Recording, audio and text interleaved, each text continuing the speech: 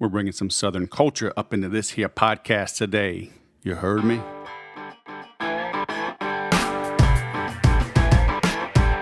Hello, my friend, and welcome to the Sales Podcast. This is Wes Schaefer, the Sales Whisperer, your host. Today, I'm coming at you from my new home office. So if you hear some noise, just bear with me, all right? Moved upstairs, swapped rooms with some of the kids. Man, what was I thinking? Well, it is a bigger room. I do kind of like it, but got a little road noise. We got a storm just came through. Got thunderstorms in California. What? It's kind of cool. But a lot of wind. Now I got this palm tree outside my upstairs window rubbing against the screen. So all these little things you discover once you move. But hey, you're in for a treat today. We got Miss Traci DeForge. She is a Southern belle, as you will soon tell as soon as I bring her on. We're getting into podcasting. She has a long history in radio and in production. So we get into some of the specifics on how to decide whether or not you should get into podcasting and how things are changing rapidly right now. So if you've ever pondered whether or not you should start a podcast, this is the episode for you. I am working on a revision of my 79 Stories book. That is going away. The new book is called The Sales Whisperer Way. So pretty much the whole book has been updated, new cover, new stories, updated links and everything. So that will be coming out. Well, the artwork's done. I'm waiting on the forward. So it's really pretty much done. I'm recording this intro on October 15th, so certainly by the end of October. So be on the lookout for that. I will just forward the URL to 79stories.info. There's at least 82 stories now, and a couple little bonus nuggets in that. So stay tuned. The Make Every Sale program is still alive and well. I'm working with my buddy Peter Anthony Wynn on some hosting for that. So stand by for some updates to it. I'm creating an option where you can get just the content, just the digital content. I don't necessarily recommend it, but it will be less money. So if you just need great training and money is tight and you are a go-getter, that could be a viable option for you. The full program is not changing. The price is going up a little bit. Hey, I follow my own advice, okay? I raise the prices on my own programs as I add more content, okay? I don't just do it willy-nilly. I keep adding content, but you still have a 1-year money-back guarantee. There's a 12-payment plan, so it is super affordable in that regard. And if you show up, if you go through the content, if you show up to the live calls each week, if you ask questions in the group and let me refine some of the things you're working on, you should be able to make enough money to pay for the class in the first 30 days. Okay, the things I cover are not crazy things that will take you a lifetime to learn. Yes, there are nuances in there, okay, just like in jiu-jitsu, right? It'll take a lifetime of learning. It's always evolving. Sales is always evolving. There's things you can do, but at the core, the fundamentals never change. There are things you can learn quickly. Just like in jiu-jitsu, there are things you can learn in a matter of months that at least make you harder to kill, okay? And when you have a game plan, as we say, in the land of the blind, the one-eyed man is king. So with just a few months of training, if you know how to do a takedown, if you know how to escape from the bottom, a couple little things, you become much harder to kill. You become a much more worthy opponent. Same thing in sales. I guarantee you were doing a couple of fundamental things incorrectly. And if you fix those, small hinges swing big doors. You're using weak words. You're not good on the phone. You're using incorrect languaging that's easy to detect. If you're on my mailing list, you got an email I sent out a few weeks ago talking about 8 years, 18 months, 8 minutes, 8 seconds, 2.8 seconds. And I was talking about some help I got from a friend of mine in jiu-jitsu. And he's been training for over 8 years. As a result, it only took him about 2.8 seconds to see what I was doing wrong. I had a question for him after class, and we spent about 8 minutes drilling it. And the problem that had been nagging me for probably 8 months was addressed, gone, solved. And that's how it is, though. Just like in life. I mean, in jiu-jitsu, there's hundreds, if not thousands of moves and variations. You can't learn them all right away. You got to go through some situations. Typically, you have to fail. You have to fail. You have to either get tapped out or fail to tap someone out when you thought you had the right position. Now that move becomes relevant. Now you're ready for that lesson. The same thing in sales. You got to go. I can do a 2 or 3 day workshop, talk for 12 hours straight, talk over dinner, talk during breakfast, talk while we're at the gym. Fill your head with all kind of stuff. You'll remember 5-10% of it maybe. Okay? We're here at the end of the year. It's the fourth quarter, so people will soon be making New Year's resolutions. You don't go to the gym January 1st at midnight and work out until midnight January 2nd, and you're good for the year. Right? A, it doesn't work. B, you'd be a cripple for probably 2 weeks after that if you haven't worked out in a while. So it just doesn't work. Life's the same way. Business is the same way. You got to stay plugged in and continue to practice. I literally make changes to the workbook every class, even though I've taught that same workbook for 12 years. I keep adding to it. I'll remove old stuff or update it, and I'm always adding new stuff. The thing's 80 pages now, and I have a lot more content to add to it. And every week it's recorded. Every week that link is shared in the group. So come plug in. If you know how to sell, you'll be better on a podcast. You'll be better at live events. You'll be better at trade shows. You'll be better networking. You'll be a better copywriter. You'll be better creating ads and direct mail pieces. At the core of it all is salesmanship. That's all I can tell you. So as we get into this episode now with Traci, think about that. We talk about why the quality matters, because to make any sale, you must make every sale. It doesn't matter if you have a good message if it's not produced well, if there's not good quality. It doesn't matter if you have a good message and you're smart, you know your stuff, if you can't be entertaining, if you can't connect with the audience. It's all sales. Okay? So check it out. MakeEverySale.com. 1 year guarantee. So come jump in and learn how to sell mo better. I guarantee it. Now let's bring on our guest. Traci DeForge. It is so great to have a Southern Belle on the Sales Podcast. How the heck are you doing? I'm doing just fine. Thank you. And thank you for acknowledging my Southern accent. Of course, not that your listeners would be able to miss it once we got started, right? I had a podcast for a little while. I started in 2009 with a buddy of mine in Kentucky, and it was the Southern social media. And a couple of good old boys talking about whiskey and social media and a little marketing. We should have kept it up, but, two guys, we need women in our lives to keep us straight. You know what I'm saying? Well, I do understand that can be an advantage. We started and didn't finish, but I picked this up in 2013. Been going ever since. I don't know how I do it, but I bet you can help us figure that out, huh? So we were talking before we hit record. You were in radio, right, for 18 years?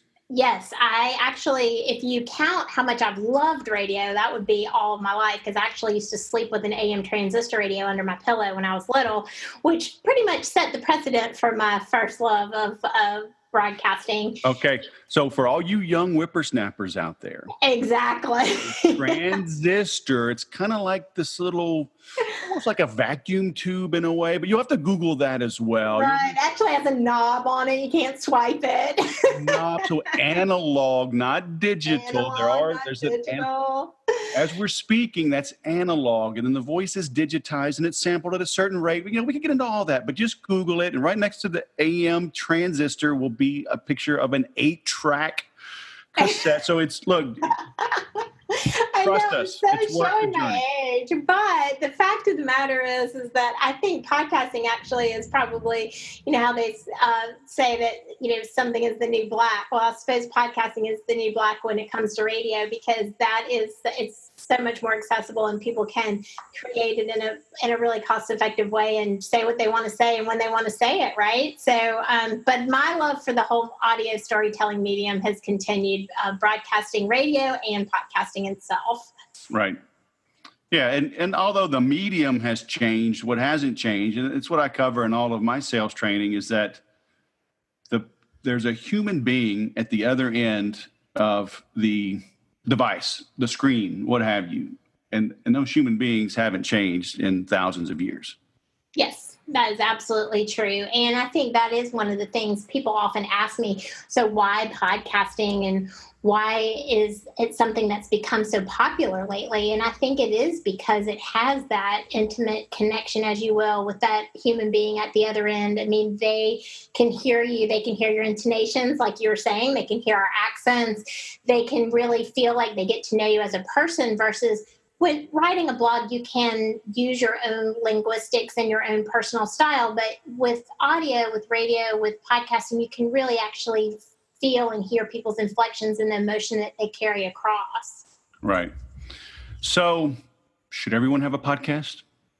I think that podcasting is a great medium. I think that to say, does everyone need a podcast, is similar to the question of, does everyone need a blog when blogging became so popular, or does everybody need a Twitter account? So I think also for me, what I always say is, are you going to be energetically in tune to what it is that you do? So I think if you listen to podcasts, if you are a really strong storyteller, if it's something that you are in some type of industry you're an expert in, and you want to share that, then yes, podcasting is absolutely for you. If you're shy and you're introverted, that doesn't mean you can't do a podcast, but it probably means that you need to find somebody to do one with you. You mean we cannot just simply read the manual on a podcast? Don't people want to hear me read the manual? Kind of like reading the phone book or the dictionary. Well, I don't know. I mean, here's the thing. You can, but probably one of the things that you would want to do is have listeners that would want to engage and listen to your podcast, and they may not want to do that after one or two shots of hearing you read the manual. If you have the introverted podcast, you may not get many reviews, but that does not mean it's not popular, correct?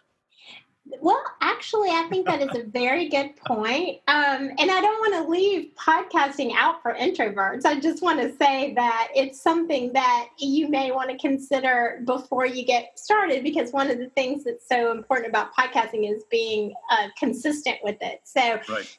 One thing I will say, though, and this is kind of funny about the introvert versus the extrovert, is that if you are in a lot of ways like me, no one who knows me would ever believe that I was actually somewhat shy. But when it comes to doing a podcast or being on the radio, I'm not shy at all, because you're not actually looking or talking in front of the people. So we may actually have hit on something that's a benefit that we didn't even take into consideration.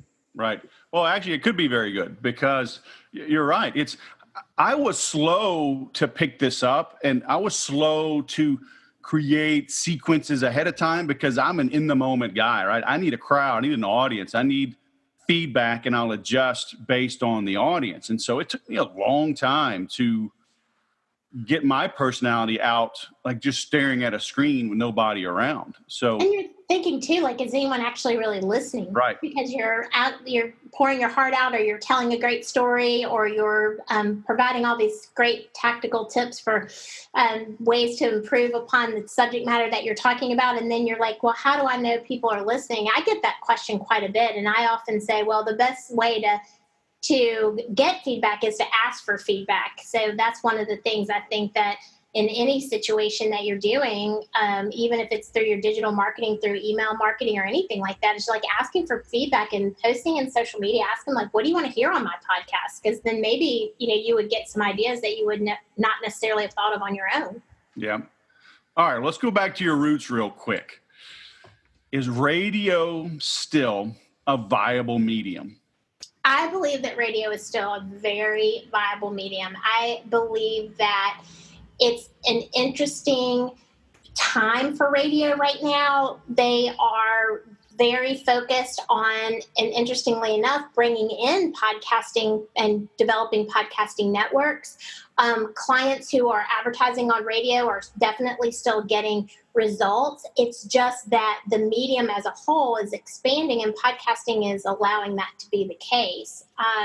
News talk formats, anything that's in real time, sports, news talk, things like that, they haven't slowed down a bit. There's obviously been a lot more of a challenge with sharing listenership between all music formats. But then there are also still, people are still going to see live shows. People are still listening to the radio. People are still calling into the radio, winning tickets to those live shows. So it is very much an interactive medium in the markets that they're in. So, I've been seeing things last week or so. I was reading up on Generation Z. And they're preferring printed books, over digital. They are worn out by social media. So it's like we're seeing a little shift, right? I think the ebb and flow of life. My 21-year-old son has a record player. I love it. I know. In fact, I think I actually heard that Urban Outfitters maybe was like the largest retail sales distributor of record albums and record players. So that makes a lot of sense. I think that screen fatigue is a real thing for all ages. And I also read, not probably in the same exact place that you did, but I also have been seeing and reading about the fact that the generation that, they came up with and know that as part of their life, that they are paying a lot more attention to the time that they're spending on technology and the time that they are attached to it, if you will, and being aware that the whole idea around tech addiction is a really important thing to take into consideration. So I'm glad that there is the introduction to some of the analog stuff like we were talking about. But I don't think that means that the digital platforms are going to go away, especially with the introduction of smart speakers and things like that. Of what? Smart speakers like Alexa and Google. Oh. I thought for once I was being called smart, but you weren't talking about me. All right, that's fine. No, but that's actually enhancing too the idea of being able to take that idea from creating playlists and things like that and putting it into being able to actually, say, hey, Alexa, play my podcast or play your podcast or the name, there's just all kinds of amazing things that are evolving out there, and the technology is ever changing for sure. Why would anybody ever listen to anything except the sales podcast? Really? Well, I think that's hard to answer, actually. I'm not even really sure how to answer that, except for that I don't know. Well, bless your heart. Exactly. So, all right. So 18 years in radio, and then you're saying 13 years doing your own thing, right? Yes, which is primarily, working on business development with small and large businesses. You work with Microsoft, you work with small businesses. How can a small business, dip their toe in the water, or should they dip their toe in the water, or just jump headfirst into the deep end in exploring podcasts as a viable medium to grow their own business? That's a great question. So, in looking at whether or not you're ready to add a podcast into your marketing strategy, I think the first thing you want to evaluate is the time spent in creating your ultimate and executing on your ultimate marketing strategy. So do you already have, some of the questions that you might want to ask yourself is, do you already have an existing email list? Do you already an active existing email list that you have engagement around? Do you have consistent followers on Facebook or the social medias that you use, Instagram, Twitter, LinkedIn, Facebook, or a combination of all of those? And even more importantly, are you consistently posting on and interacting in any of those mediums? And if you are, then I think that adding in podcasting is probably a natural next step, especially if you are a content creator. And if you are posting on social media and you are generating email newsletters, blog posts, then you more than likely are generating original content. The thing that becomes really efficient about podcasting at that level is that you can actually start with the podcast and you can actually generate the podcast and have that transcribed and then take that transcription and repurpose it into all those areas that I was talking about. Right. Yeah, and that's a great idea. And I've told people too, I mean, use a video like this, right? You have a video, you'll have audio, you transcribe it. So you've got something written, compile a bunch of those. Now you've got an ebook or a booklet or even a book, right? Yes. And you just parlay that and keep going. So what are some common mistakes you see that people make when getting started with a podcast? I think probably one of the things that is a common mistake is underestimating the amount of time and energy that goes into creating a sustainable podcast. There's actually a technical term for people who start podcasts and then they don't continue them. It's called podfade.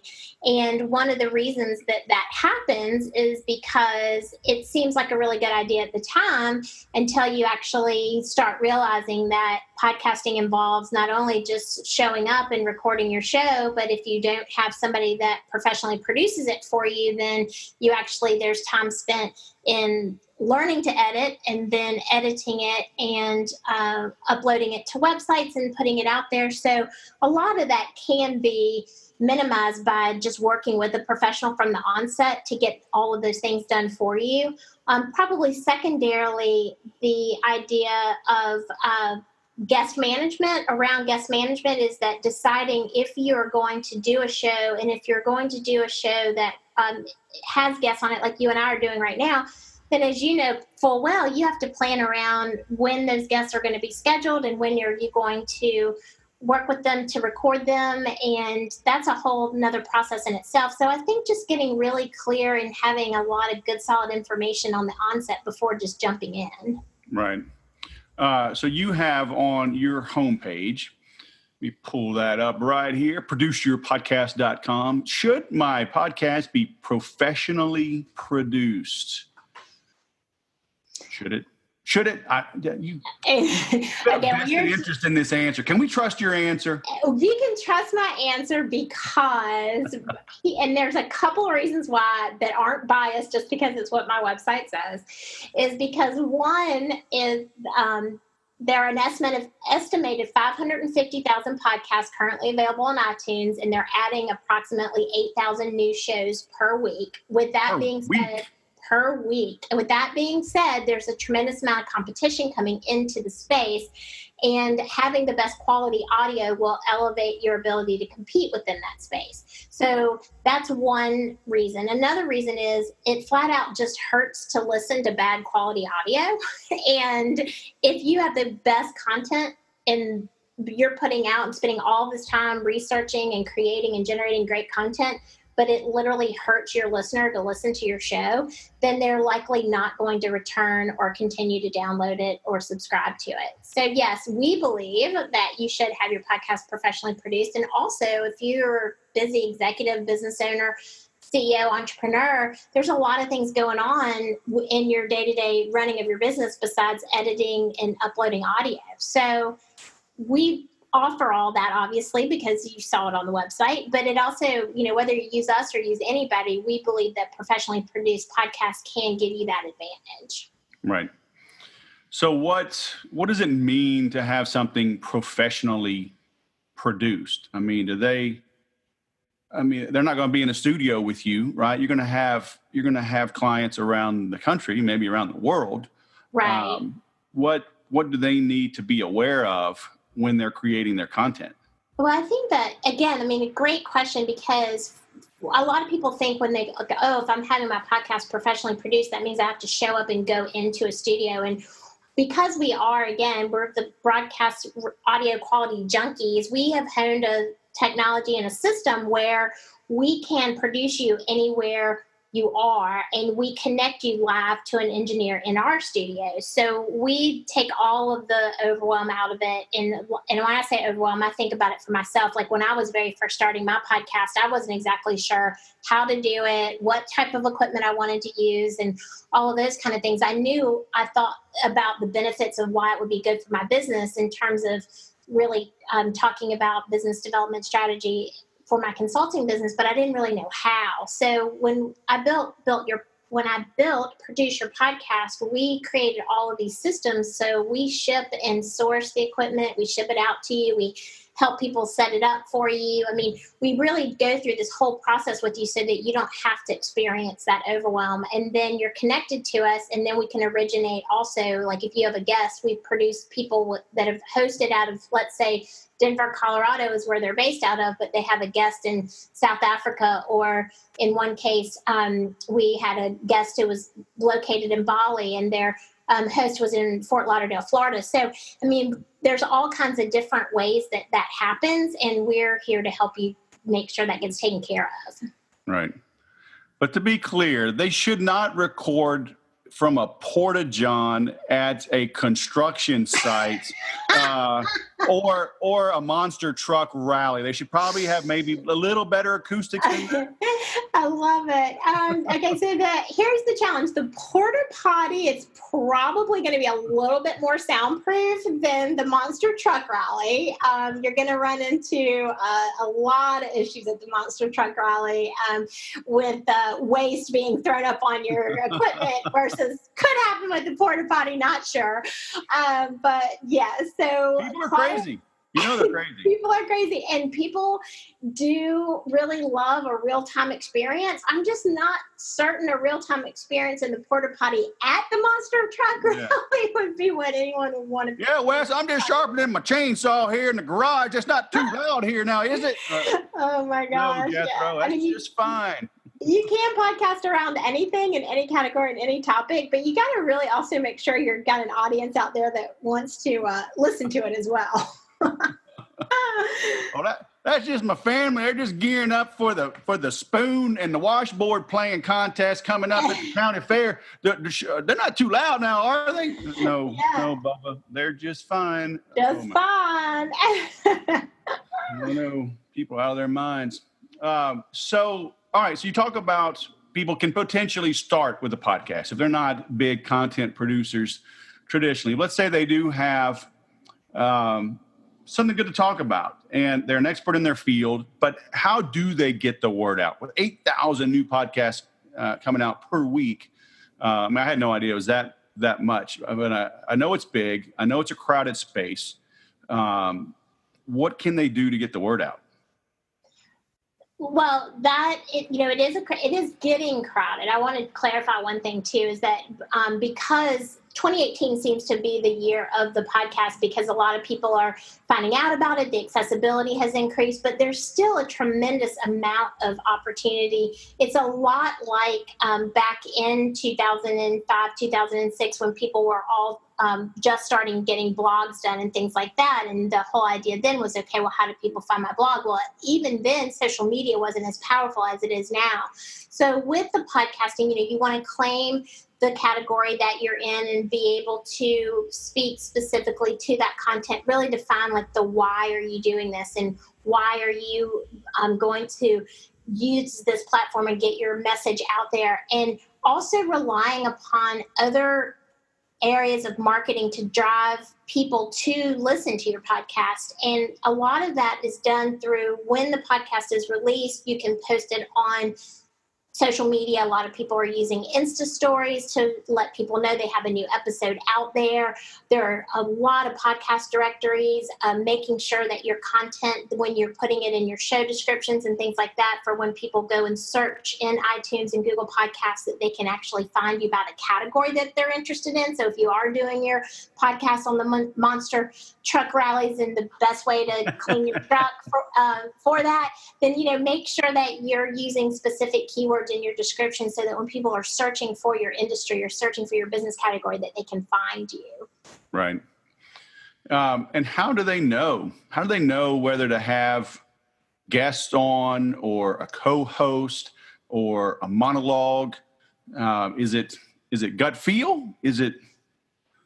Well, we like to think that, my answer is probably not what you're expecting, but what we talk about a lot with our clients and producer podcasts is time efficiency and what you are willing to commit to and stay committed to. And the reason that's important is that the one thing that's going to make your podcast more successful than anyone else's is that you're going to release it consistently the same day of the week, ideally the same time of the week. And if doing that means that, and you commit to having a guest on that episode every week, then you need to be able to have that fit into your lifestyle and fit into your schedule. So if that's something that you don't think is going to be able to work for you every single month, then maybe you build your show so that one week you do a monologue, one week you have a guest, or maybe you record your sessions in batches so that you can have your recording done in one particular session and then do some of the other work that's around it on the back end. So I think a lot of it is really a gut feel in terms of, can you carry a monologue on your own? If that's the case, how long should that be? And there are a lot of different questions that you want to ask yourself before you open that microphone.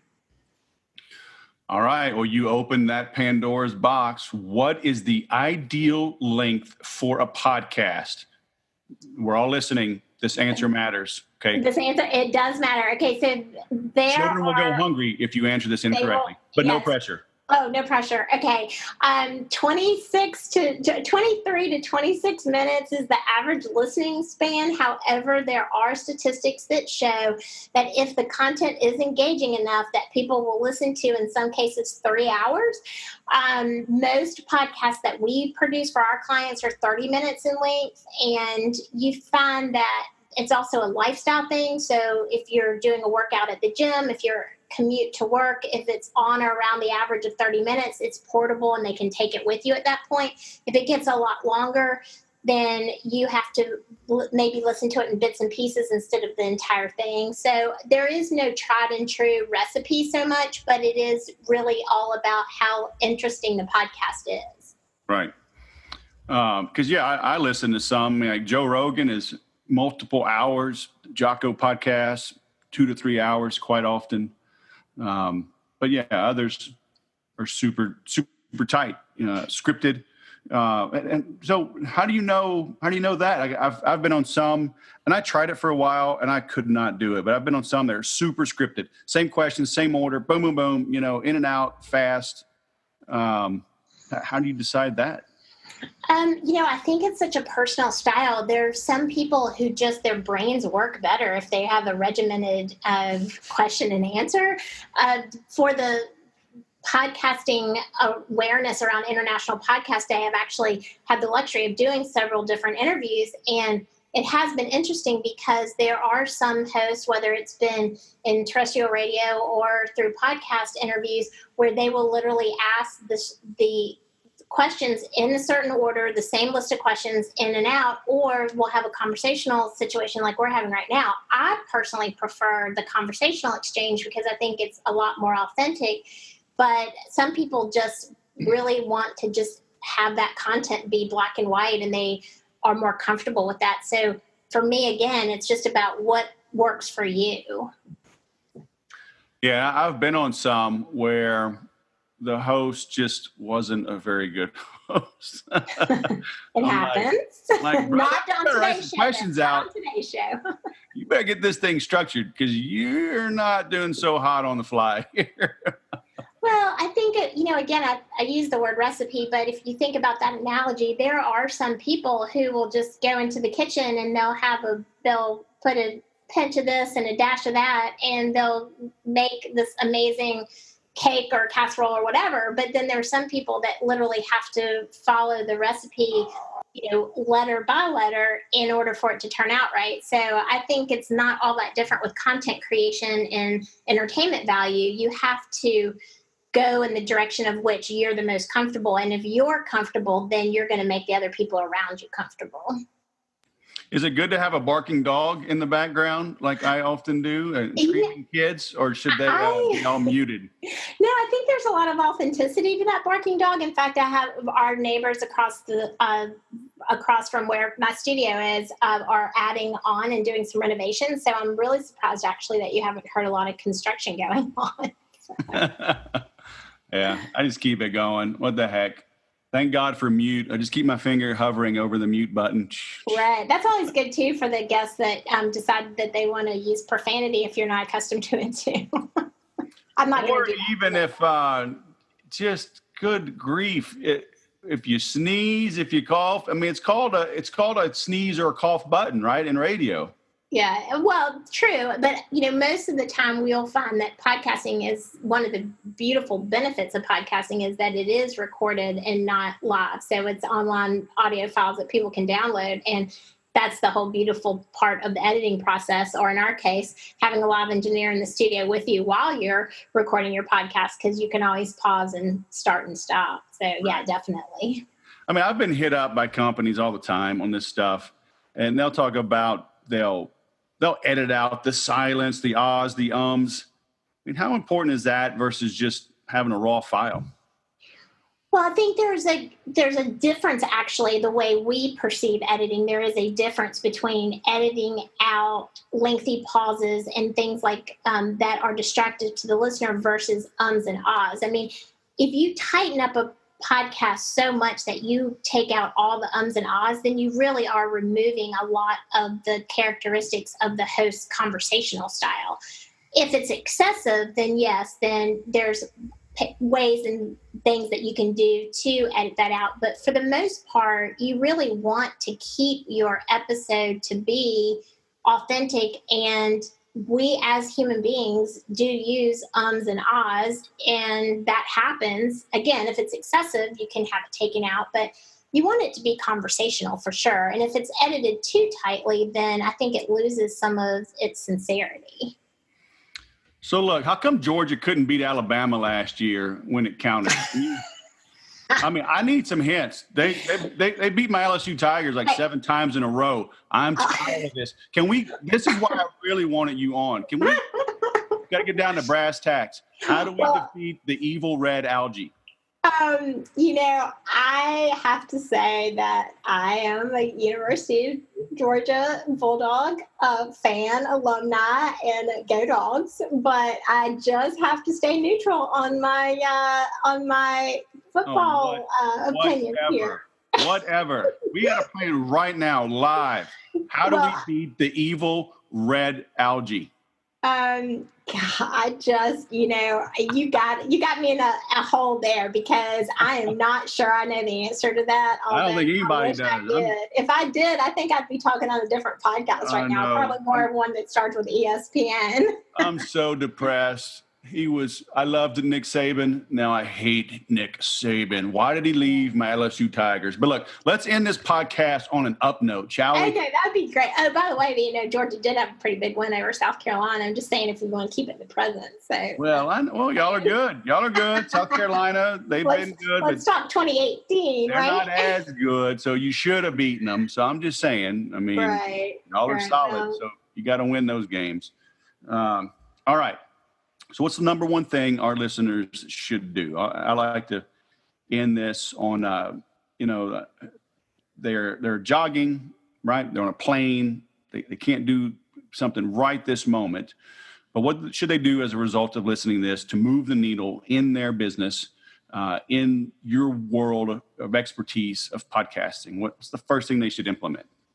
I think the first thing that they should implement is actually, if you're not familiar with podcasting, this is an exercise that I use with my clients whenever they come to me and they say that they're ready to start a podcast. I have them do this exercise, and I think it's not only is it a good thing to do because it's interesting, but also it gives you a good idea of what you think that you might like to do for your podcast. So I say find 3 podcasts that are in your business category and listen to those, and then find 3 podcasts that have nothing to do with your business and listen to those. And then after you've really exercised that and gotten a full spectrum of those 6 podcasts, then start determining what it is that you want your podcasting's look and feel to be like. Because if you only listen to ones that are in your business category, you're naturally going to do a compare and contrast, better than, less than, I got this, I don't have this. If you listen to ones that are interesting to you and for you, you're going to actually hear how their content is delivered, because you're going to be listening to it for pure entertainment value. So that's probably the next step I would say, is go and listen to those 6 podcasts and then decide where and how and the why of why you want to do a podcast, and then contact us and get it professionally done. I don't think you asked me to say that, but I couldn't. There you go. That's right. We'll link to you. It's produceyourpodcast.com. I mean, some things you should take on your own. Some things you shouldn't. I don't mow my grass anymore, and I got a mobile mechanic coming over at noon to work on my car. I mean, there's just some things you shouldn't do on your own. So, hire an expert when you feel like it's something that you need to enhance any area of your business growth, for sure. And but podcasting is something you can have a lot of fun with if you have somebody helping you out.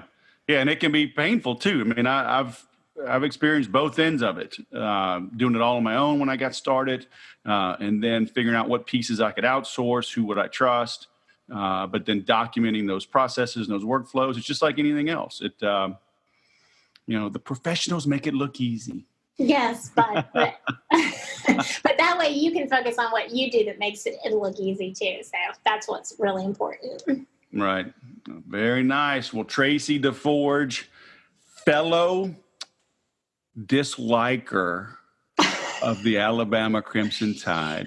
Yeah, I mean, I didn't say I dislike them, Sam. I mean, I actually am a Nick Saban fan, which is kind of scary. But because you gotta support somebody who's really good at what they do. But at the end of the day, no, you don't. No, I got a Nick Saban voodoo doll. I'm poking that guy every day.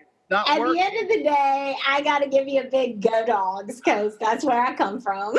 and go Tigers. That's what I'm saying. That's what I'm saying. Maybe the two goes can go together and squish them right in the middle, right? Yeah, well, everybody's got to run for as long as it runs, so we'll see. I know. My buddies keep picking on me 7 in a row. Doesn't matter. Whenever LSU finally beats Alabama, there will be dancing in the streets. I know there will be in Athens. That's for sure.